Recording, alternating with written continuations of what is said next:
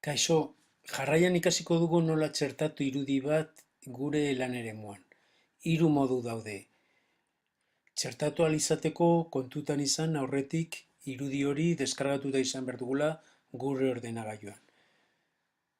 Beraz, nola txertatu? Joaten gara ordenagailuan irudia daukagun lekura, egiten dugu eskumako botoiarekin irudiaren gainean klik eta kopiatu. Arbelera pasatu da hori irudia. Gero, GeoGebraren menuan editatu sakatzen dugu eta txertatu irudia hemendik, nondik arbelatik. Klik eginda, irudia agertu zaigu. Ondoren, bi puntu hauetako batean klik eginda eta arrastatuta, irudiaren tamaina alda dezakegu. Eta gainean klik eginda eta arrastatuta mugitu ahal dugu. Bigarren modua, pantailaren idaztokira joan eta irudia hartu eta arrastatu GeoGebraren gainean egon arte. Askatzen dugu eta irudia hemen daukagu. Berriz mugitu ahal dugu eta puntu urdin batetik tiratuta tamaina aldatu ahal dugu. Hirugarren aukera, fitxategi bezala txertatzea. Horretako hemen aukeratzen dugu tresna hau, irudia tresna, klik egiten dugu pantailaren toki batean, bilatzen dugu txertatu nahi dugun fitxategia, Eiffel dorrea da, hauxe, eta irekitzen dugu. Hortxe dago. Kasu honetan ere, irudia lekuz aldatu ahal dugu, baina tamainaz ez.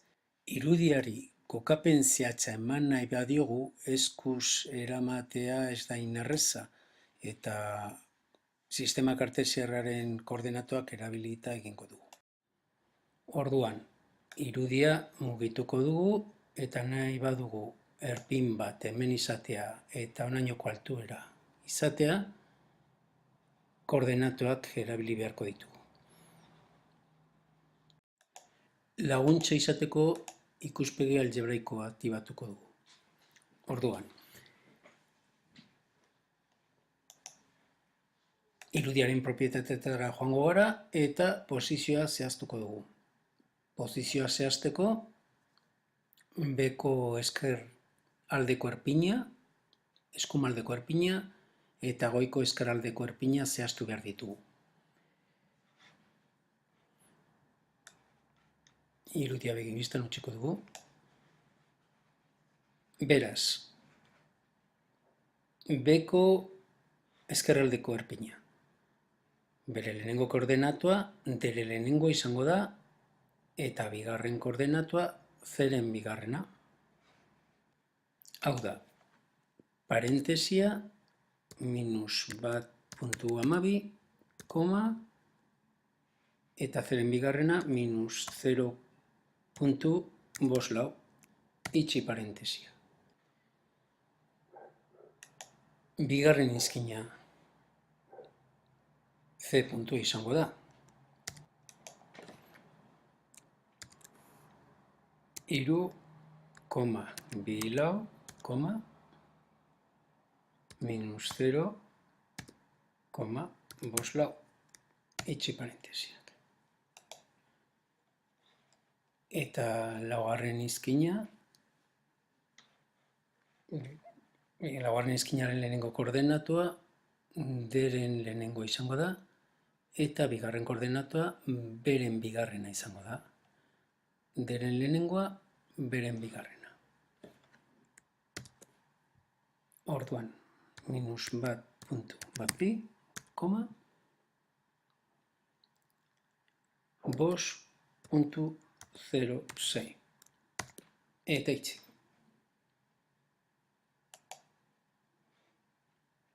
Lortu dugu nahi genuen efektua. Askotan, irudi bat ekartzen badugu gure lan eremura, izaten da bere gainean irudi bat egin nahi dugulako edo neurriak hartu nahi ditugulako. Nola egin hori? Irudiaren gainean jarrita, eskerraldeko botoia sakatu, propietateak aukeratu eta opakotasuna aldean, kolore atalean, aukeratu 100%, 125 eginda, argiegi geratu bada, 150 aukeratuko genuke. Ondo. Orain, irudiaren gainean beste marrazkiren bat egin aldugu.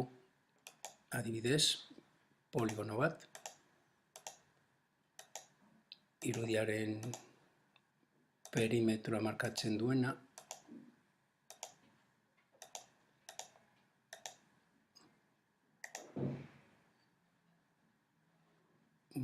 Hemendik edo nahi dugun tokitik. Hemen izten dugu poligonoa.